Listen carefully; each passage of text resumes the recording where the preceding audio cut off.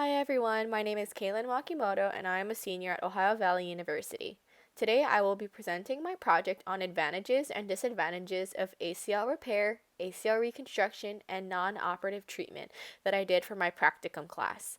I decided to do my project on ACL injuries and treatments because I have a lot of friends that have gone through the process of surgery and rehab to get back to playing sports and was curious about the effectiveness of other treatments. The anterior cruciate ligament is a primary ligament in the knee that allows the knee to be rotationally stable and in the transverse and frontal plane. Damages to the knee are the most prevalent sport-related injuries and account for approximately 25 to 50% of knee ligament injuries. There are three ways which an ACL injury can occur. The first is through direct contact, where a person or object directly hits the knee. Second is indirect contact, where a part of the body other than the knee is struck by a person or object. And the third is non-contact, where there is a change in the directional force that's applied to the knee. Approximately 60 to 70% of ACL injuries are a result of non-contact circumstances. Individuals often deal with long-term consequences such as high risk of re-injury, meniscal tears, and post-traumatic osteoarthritis. In addition, ACL injuries can affect the economic and social aspect of a person's life. On average, the cost of surgery and rehabilitation ranges from $17,000 to $25,000. This does not include the resources necessary for non-surgical treatment or to treat post-traumatic osteoarthritis. The three main options of treatment a patient with a torn or ruptured ACL has are ACL repair, ACL reconstruction, or a non-operative treatment. The ACL repair was the first kind of treatment that consists of reconnecting the two torn ends with a suture.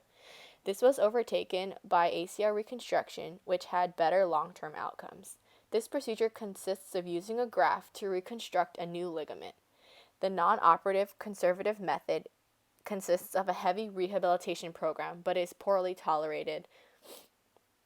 My objectives for this research is to compare and contrast the effectiveness, advantages, and disadvantages between the ACL repair, ACL reconstruction, and non-operative treatment. My methods, I found my information on or through articles that were found on PubMed and published within the past 6 years, with key terms including anterior cruciate ligament injury, operative versus conservative treatment, ACL tear diagnosis, etc. After obtaining sources with relevant information, the papers were chosen by their abstracts and titles. Articles were excluded if the information was outdated, if the sources were not credible, or if the study did not focus on the background of the ACL, ACL treatments, ACL treatment studies, or prevalence or prevention. ACL injuries are the most prevalent in active individuals between the ages of 15 and 25 that participate in organized sports. Most ACL injuries occur during dynamic activities that involve cutting and pivoting movements. Another common instance when an ACL injury can occur is during an improper landing after a jump. Sports such as soccer, volleyball, handball, and basketball have the highest risk of ACL injury. Female athletes are also 4 to 6 times more likely than males to experience this type of injury. In terms of prevention, multiple prevention programs have been created with the intent to prevent ACL injuries. There are 6 principles that are proposed by Sugimoto that are critical to follow when creating a prevention program. These 6 principles are biomechanics, compliance, dosage, feedback, and exercises. Programs that emphasize these 6 principles and include plyometric and neuromuscular training were found to be the most effective. ACL repair was the first method created to treat ACL injuries. The first repair was reported in 1895 by Mayo Robson and became the gold standard of treatment. Initial results were positive, but failed many patients after 5 years. By the 1990s, ACL repair had been overtaken by ACL reconstruction that was quickly evolving. With newer technology, however, such as magnetic resonance imaging or MRIs, ACL repair is looking to make a return with new and improved techniques and results. ACL reconstruction is considered the current gold standard of care and is common in most young athletes who wish to return to pre-injury level of play. This procedure consists of debriding the torn end of the native ACL and reconstructing a new ligament using grafts to reconstitute the anatomy and function of the native ACL. There are two main types of grafts, an autograft and an allograft. An autograft, which is the gold standard of care, is a bone or tissue that is taken from one place and transferred to another in the patient's body. An allograft is a bone or tissue that is removed from one individual and reestablished in another. The two most common autografts used are the patellar tendon, or the PT, and the hamstring tendon, or the HT. One factor when deciding to pursue this operative method is the timing of the procedure. Studies show that patients that go through rehabilitation program for about a month before going into surgery regain much more strength in that leg and have better long-term results. The non-operative treatment is an alternative method for a ruptured ACL. This consists of a heavy rehabilitation program that aims to heal the ACL. This method, however, is poorly tolerated by young, active individuals and often results in recurring instability and development of chondromeniscal injuries.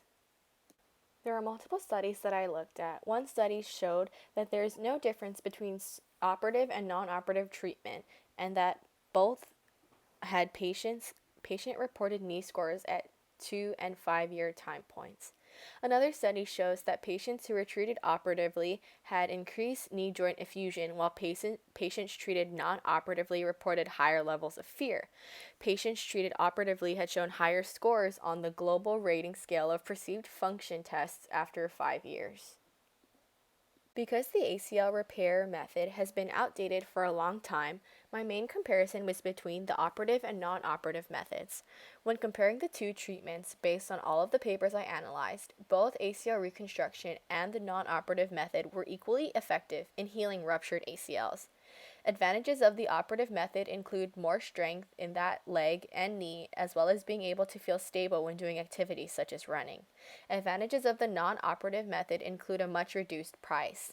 One disadvantage that both treatments have in common is the development of post-traumatic osteoarthritis.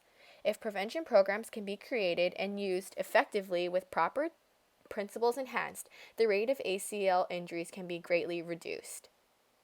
Some future studies include internal brace ligament augmentation, or IBLA, as well as dynamic intraligamentary stabilization, or DIS. Internal brace ligament augmentation consists of using a 2.5 millimeter polyethylene tape that bridges the attachment of the torn ACL to the mid-bundle positions on the tibia and the femur. Biological healing is supported by extensive microfracturing that is done on the femoral side. The dynamic intraligamentary stabilization consists of a 1.8 millimeter braided polyethylene wire that's attached to the tibia through the ACL. The wire comes out of the lateral aspect of the distal femur and is secured with a button.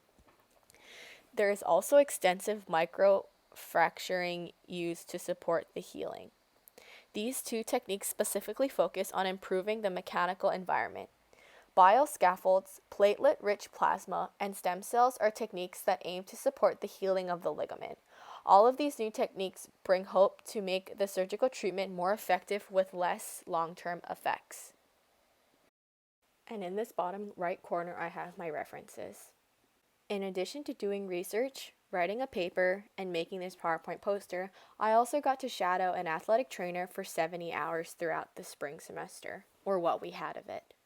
I had the opportunity to attend basketball practices, baseball practices, as well as spend time in the athletic training room.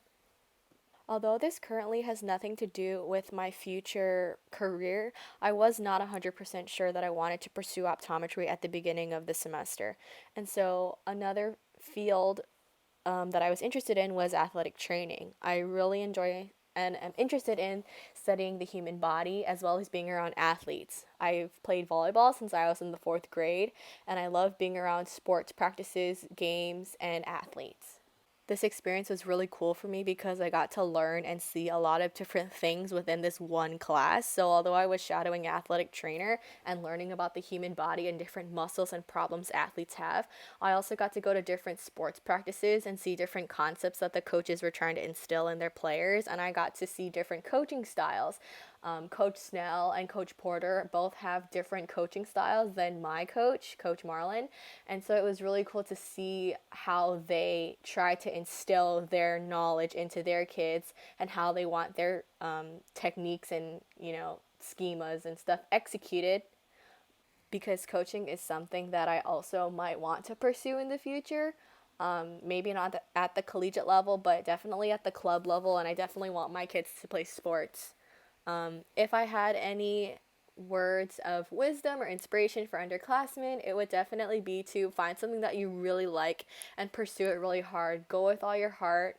Right, in college, in undergrad especially, I feel like you really have nothing to lose. No one really needs to know for sure what they want to go into. And having practicum and senior seminar as classes, you're forced to go out and get some volunteer hours, give your time, give back to the community, and work hard and find something that you really love to do. So it was a really cool experience, and I hope that everyone has an experience as good as the one that I had. Thank you for watching my video.